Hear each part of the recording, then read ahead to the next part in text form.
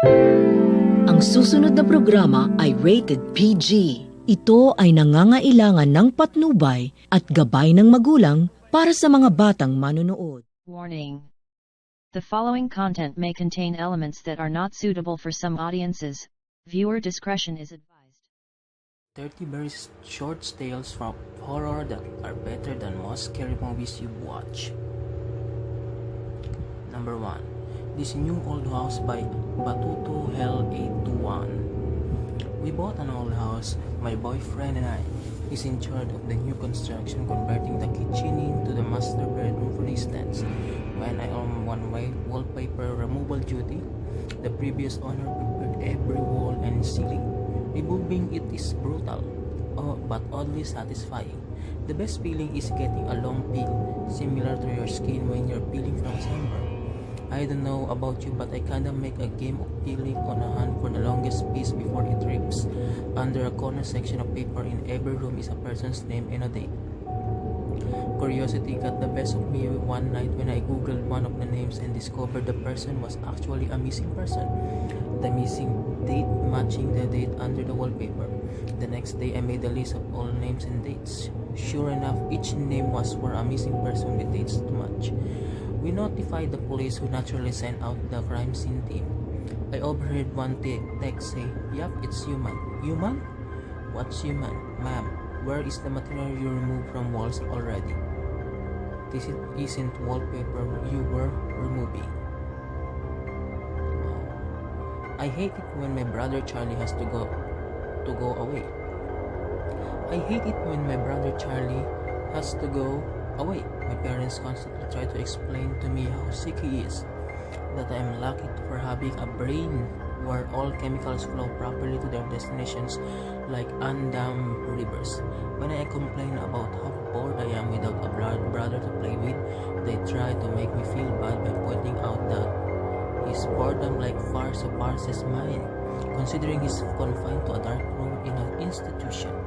I always beg for them to give him one last chance. Of course, they did at first. Charlie has been back home several times, each shorter in a duration than the last. Every time without fail, it all starts again. The neighborhood cats with gouge-out eyes showing up to the toy chest, my dad's razors found dropped on the baby slide in the park across the street, mom's vitamins replaced by bits of dishwasher tablets. My parents are hesitant now, using last chances sparingly. They say his disorder make him charming, make it easy for him to fake normalcy, and to trick the doctors who care for him into thinking he is ready for rehabilitation.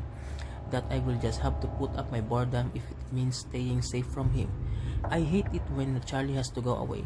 It makes me have to pretend to be a good until he is back. Guardians by Dark Alligator. He awoke to a huge insect like looming in his bed and screamed his lungs out. He hastily left the room and he stayed up all night, shaking and wondering if it had been dream. The next morning there was a tap on the door.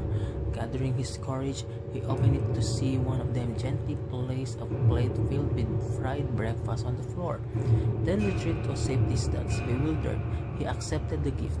The creatures chittered excitedly. This happened every day for weeks, and at first he was worried they were fattening him up.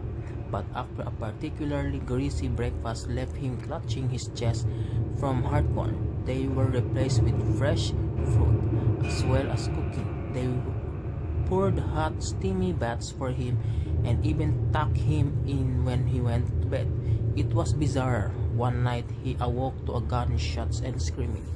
He raced downstairs to find a decapitated burglar being devoured by the insects. He was sickened, but disposed of the remains as best as he could. He knew that he was just been protecting him.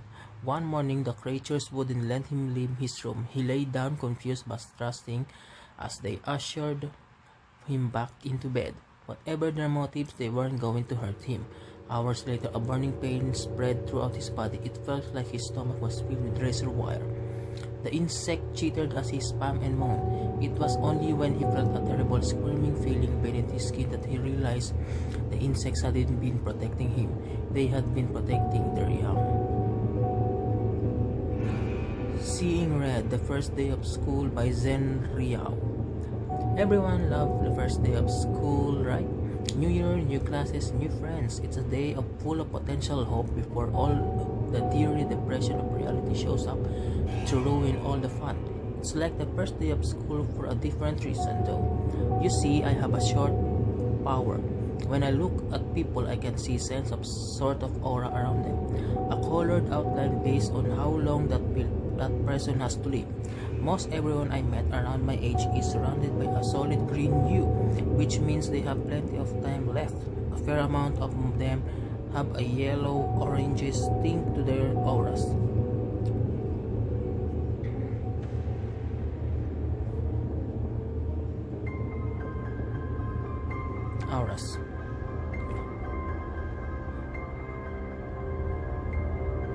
A fair amount of them have a yellow-orange tint to their auras, which tend to mean a crush or some other tragedy.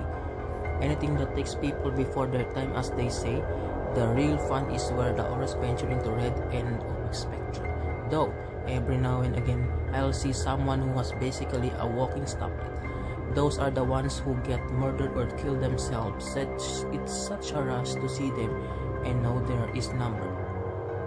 With that in mind, I always get in class very early so I can scout out my classmates' fate.